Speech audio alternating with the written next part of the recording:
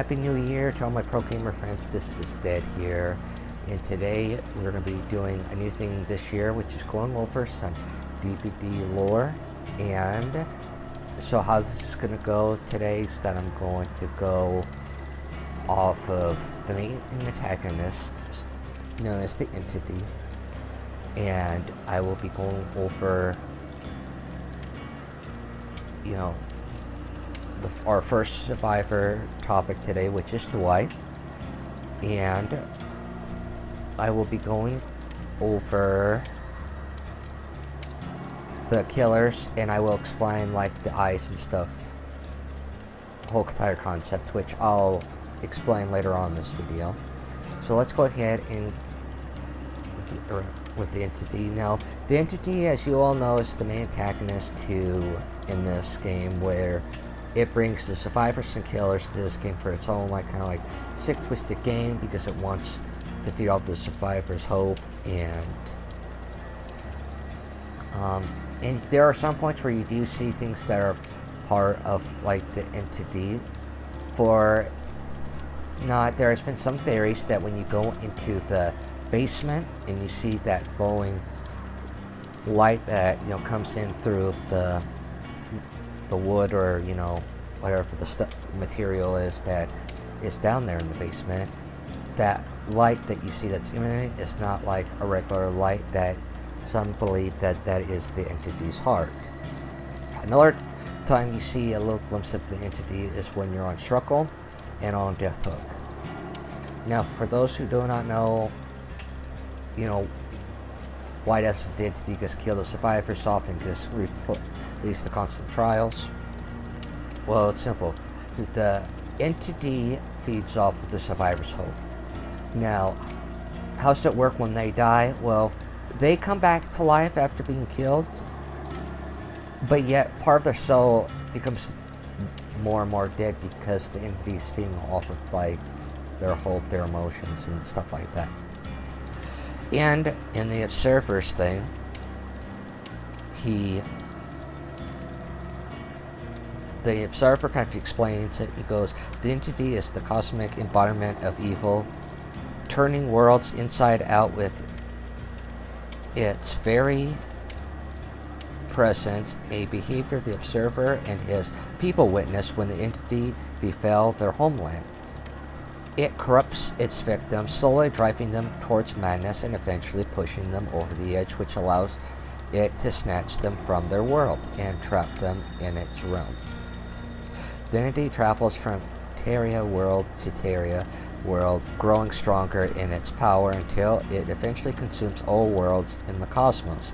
It is drawn to darker worlds filled with chaos and darkness, as it chooses worlds that have failed to understand the metaphysical relationship between their thoughts and the world they live in, feeding off of their ignorance. Next up here, we're getting corrupting influence. The most effective way for the Entity to get a foothold in a new Terraria world is for it to corrupt its inhabitants to the point that they commit gruesome actions of violence, weaken the veil between the Entity's realm and the world. Through this weak spot, the Entity's realm begins seeping over into the world, allowing the Entity to pull its first victims into its own nightmarish construct. The corrupted ones, those pushed to do the deeds that summoned this ancient evil in the first place, also known as the killers in DBD.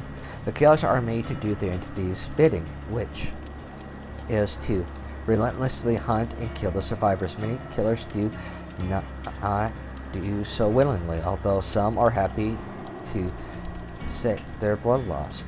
Some have to be tortured over endless years to get into doing what the Entity wants. The Entity is very patient, and the torture ever more serve. Eventually, they all cave in and start the hunt for the Entity. The Entity actively recruits the killers by sensing their killing potential and their mortal slaves before corrupting them into committing violent or evil acts.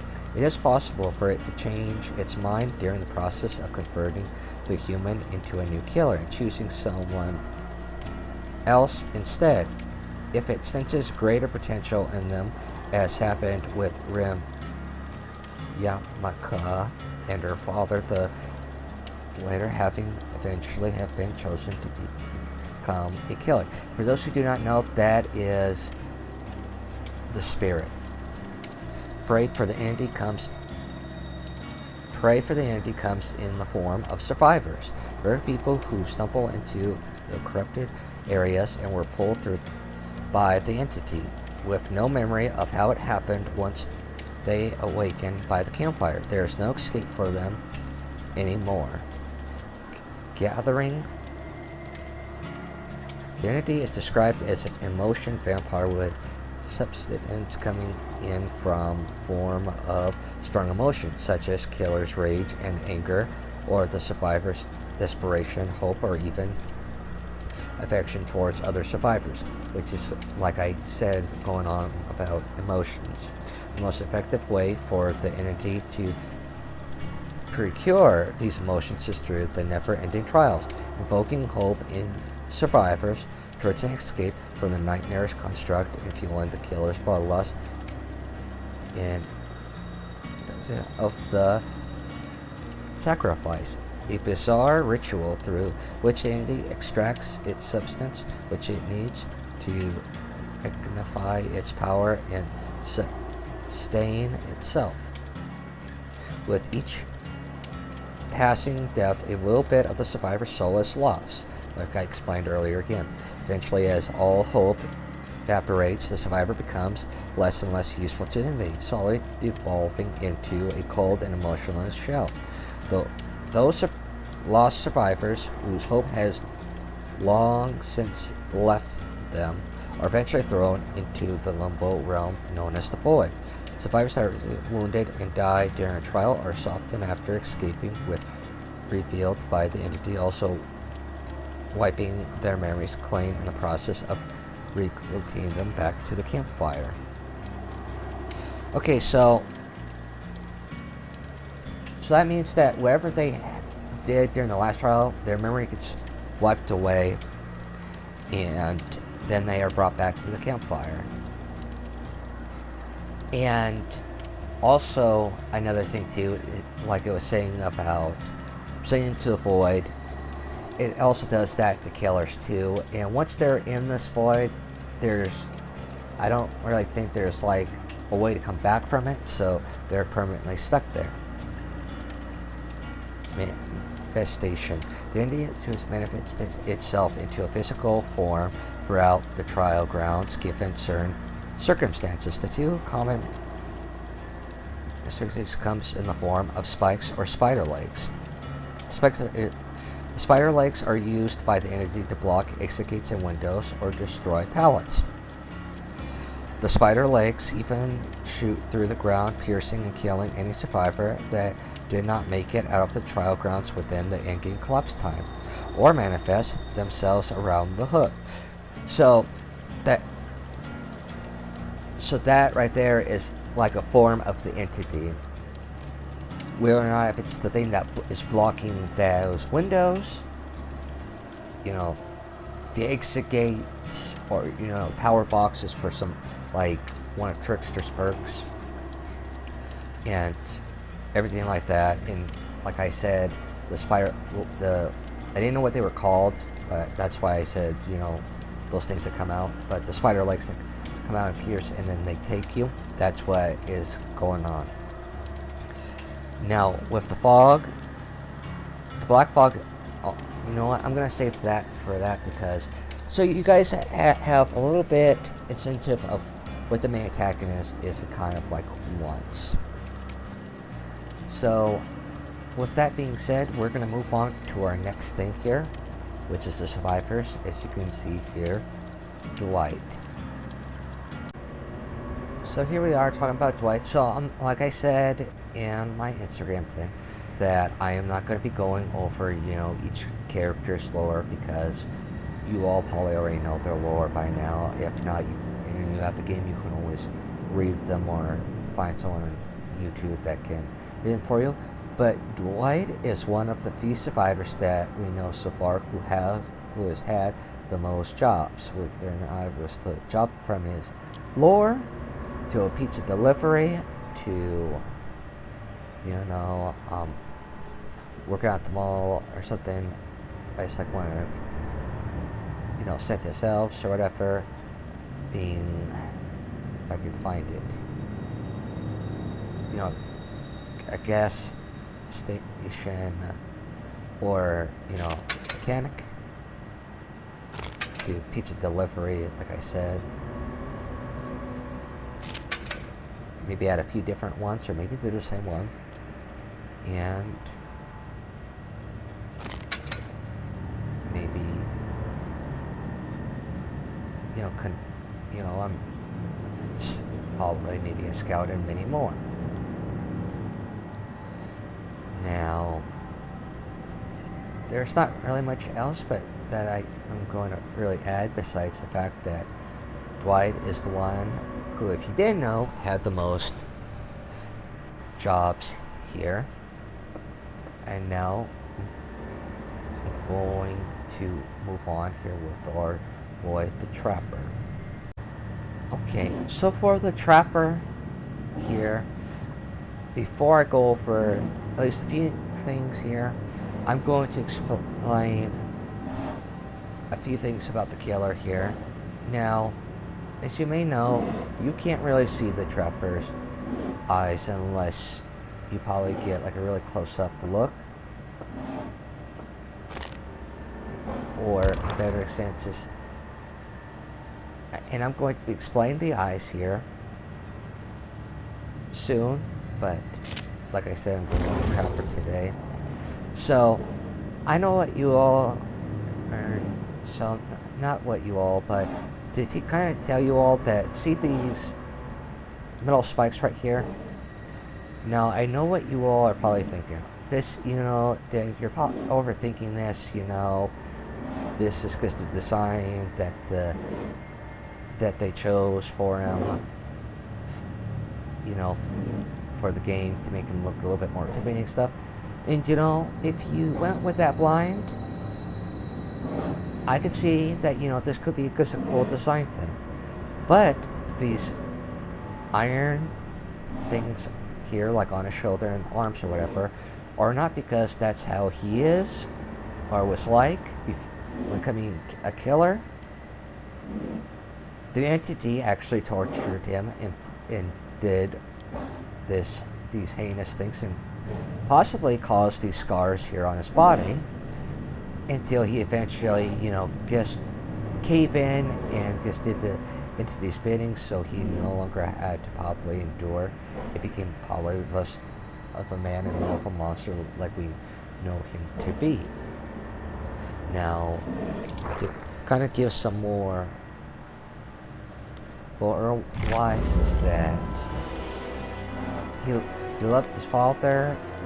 I mean, he looked at his father, but he also kind of hated him. Now, if you are wanting some more lore here about the killers too, since they kind of only really give us like a short little summary of like how they once were, to what kind of caused them to break this here. But sometimes the lore can be found just like within these certain things. So, like Evan's mask. Such a soulless mask hides the bearer's face. What became of the man behind the mask? The hook dig deep into the flesh, and pain giving way to pure rage. Which is exactly what I was talking about. So the entity is feeding off of the emotion of the killer from rage. And my belief is that I think the entity keeps those hooks deep down into his flesh and keeping the Trapper in pain and in pure rage, because that is what is drawn to and possibly what is keeping Evan, aka the Trapper here, to keep on killing. A cleaver. A brutal cleaver hammered by his own hands from the metals of the mine, which is part of his lore. Another way you can kind of learn also more about killers, whatever, is just by their simple add-ons. For example, painted jaws. Those painted jaws are meant to restrain, not to wound. Bear oil. So, and for those who don't know about like bear oil and stuff, from the trapper's lore, is that his father, or I think he was his uncle or something, into the woods and he got devoured by a bear. So this is probably what that's indicating towards. Coffee grounds, an old rusted can containing damp coffee grounds. Now I don't know exactly what part of this is, unless it is like maybe something that his father did, but I'm just going custom here so I can give you all a little bit more details. There's a lot you can unravel in this game. And okay, so we have that. We have the makeshift wrapped, a scrapped and worn brace made of thick, cured animal skin. Trapper gloves, protectively padded leather gloves. Wax brick, a block of wax used to lower friction. I'm not gonna use where it's movement in mechanical parts. The replacement bear trap jaws have saw-like blades, which cause awful open wounds when they snap. Like we said, I think the entity is giving Trapper these to feed off of the emotion, off of the survivors when they're in pain. Like this. And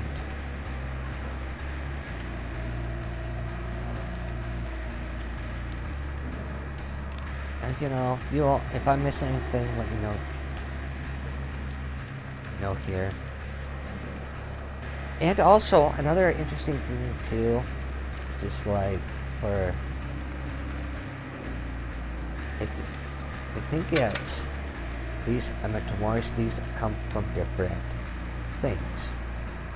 I could swear it spoke to the beast that came to a halt as if calmly listening to the leaves rustling and then grunted.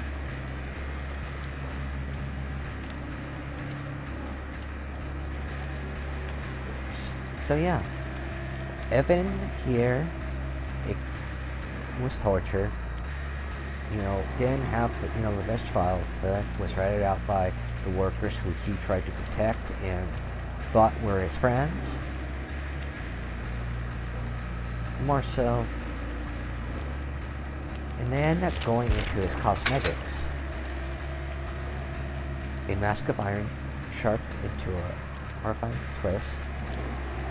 Woodsman, become a creature myth, strong, unstoppable, dug in the pursuit of your prey.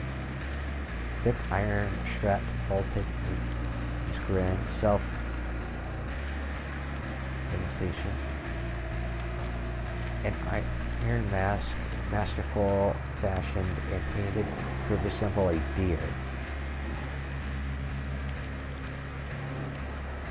Heart-chilling eyes and cold-hearted.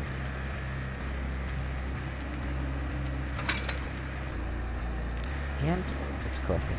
The harsh winter froze his hands, but failed to cool his lust for blood.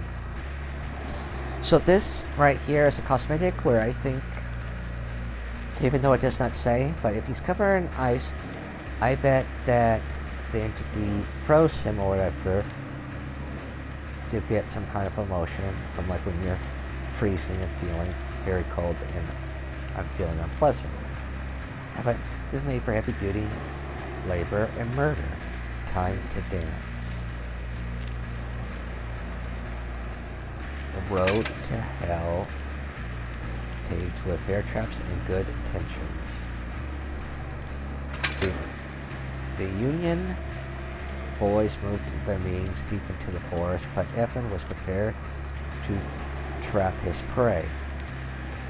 So, the Union were the ones who were going on strike, and there was a union going on work with people, with some of the workers. And so I think what he did was that he followed them into it and hunted them down and killed them, and I don't know if he used some of their skulls or something, but this outfit could probably explain some of it. Scott, do you remember seeing a scary fighter in a newspaper ad when he woke up in a trial heap or in this from a lost realm? Now, for those who do not understand what that's going for, the entity can know certain part of its victim's memories and kind of bring them back. Although the entity does have a bad tendency to kind of have it a little bit mixed up, so it's not always exactly like how it is, which kind of explains why each realm is a little bit more different. Separate cripple fest performed by the savage beast, but could not get too close. He bites. Alright. While exploring the mines underground, he uncovered his true nature, like father, like son. This right here is part of the thing, because he did take miners down there and blew them up and pretty much killed and or caved them in, because he probably saw them as weak like his father did.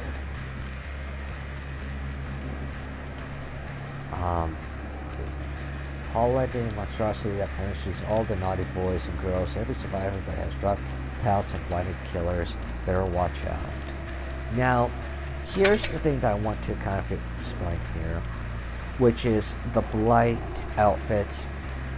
Now, for those who do not know, this, hold on, let me get a better view. This little file right here is the Blight serum, which obviously for those who know by now, the Blight uses it.